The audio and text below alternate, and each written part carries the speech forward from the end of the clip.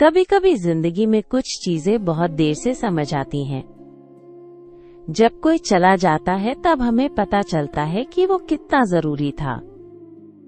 ये कहानी है मीरा की और उस डायरी की जो उसने बहुत देर से पढ़ी। मीरा एक पढ़ी लिखी लड़की थी, शहर में पली बड़ी।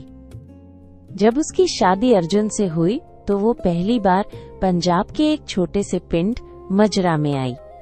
अर्जुन का घर सादा था, मिट्टी की दीवारें, आंगन में तुलसी और घर में एक बुजुर्ग माँ। मीरा की दुनिया अलग थी। फोन, इंटरनेट, शहर की आदत और सास की दुनिया अलग। सावित्री देवी सीधी थी, सुबह उठ के चूल्हा जलाती थी और दिन भर घर का काम करती रहती थी। पर मीरा को ये सब पुराना लगता था। दोनों के बीच एक खामोशी रहती थी।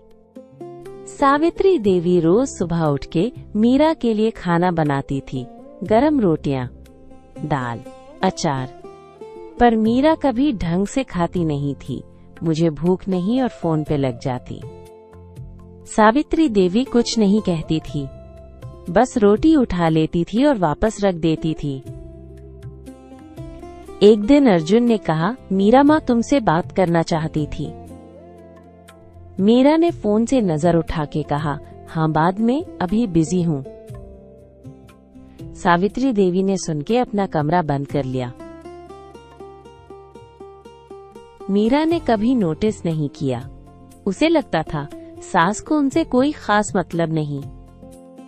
पर वो नहीं जानती थी कि सावित्री देवी रोज रात एक डायरी लिखती थी। एक त्योहार पे जब पूरा घर खुश था, मीरा अकेली बैठी थी। उसे शहर की याद आ रही थी। सावित्री देवी पास आई, हाथ में मिठाई थी। ले बेटी, ये तुम्हारी पसंद की है ना? मीरा ने हाथ उठा के लेते हुए सिर्फ इतना कहा, हाँ शुक्रिया, और वापस फोन पे लग गई। सावित्री देवी का हाथ रुक गया। वो वापस चली गई। सावित्री देवी ने फिर कभी मिठाई लाने की कोशिश नहीं की। एक सुबह मीरा उठती है। चूल्हे में आग नहीं थी, आंगन में कोई नहीं था। ये पहली बार हुआ था। मीरा ने सास का कमरा खोला। सावित्री देवी बिस्तर पे लेटी थी, चेहरा पीला, सांसों में तकलीफ। कुछ नहीं बेटी, थोड़ी सी तबीयत खराब है। मीरा ने अर्जुन को कॉल किया, डॉक्टर को बुलाओ, मैं आ रहा हूँ। डॉक्टर ने कहा काफी वक्त से तकलीफ थी, पर उन्होंने किसी को बताया नहीं था। मीरा ने पूछा, इन्होंने क्यों नहीं बताया? डॉक्टर मुस्कुराया, शायद किसी को परेशान नहीं करना चाहती थी। अर्जुन आने में वक्त था, तो पहली बार मीरा ने खुद सास की सेवा की। दवाई दी, पानी दिया, खिचड़ी बनाई। सावित्री देवी ने आंखें खोली, मीरा को देखा और हल्की सी मुस्कान आई उनके होठों पे। तुमने बनाई? हाँ माँ, अच्छी नहीं बनी शायद। नहीं, बहुत अच्छी है। ये पहली बार था कि मीरा ने सावित्री देवी को माँ कहा था। उस रात अर्जुन देर तक नहीं आया। सावित्री देवी सो गई थी। मीरा कमरा ठीक कर रही थी जब एक पुरानी डब्बी उठाई। अंदर एक डायरी थी, पुरानी, मोटी, हाथ से लिखी। मीरा ने सोचा रख दूं, पर फिर एक पेज खुल गया और नजर पड़ गई एक लाइन पे, आज मीरा ने मेरी रोटी नहीं खाई।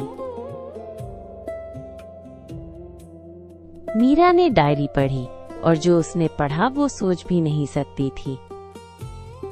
15 मार्च, आज मीरा की शादी हुई, मुझे एक बेटी मिली। काश मैं ये उसे कह पाती।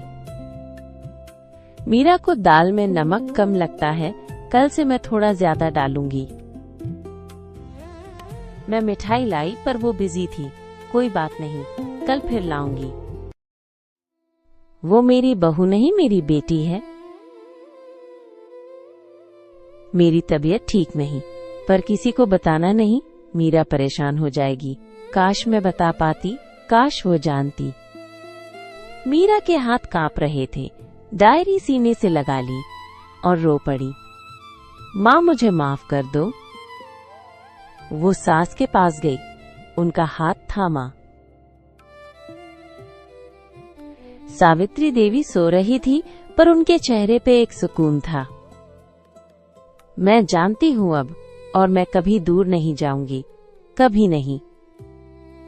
अगले दिन सुबह पहली बार मीरा चूल्हे के पास बैठी थी। रोटियां बना रही थी, टेढ़ी मेढ़ी अच्छी नहीं बनी थी। सावित्री देवी आई, देखा और हल्की सी मुस्कान आई। पास बैठ गई। हाथ ऐसे रखते हैं बेटी। और पहली बार दोनों ने साथ बैठ के रोटियां बनाई। जिंदगी में जो रिश्ते होते हैं वो हमेशा बोल के नहीं आते। कुछ रिश्ते चुप चुप प्यार करते हैं। अगर आपकी सास या कोई भी बुजुर्ग अपना आज भी है तो आज ही उनके पास बैठ जाइए, उनका हाथ थामिए, क्योंकि डायरी तब मिलती है जब बहुत देर हो चुकी होती है। ये थी पिंड की कहानी। मिलते हैं अगली कहानी में। धान।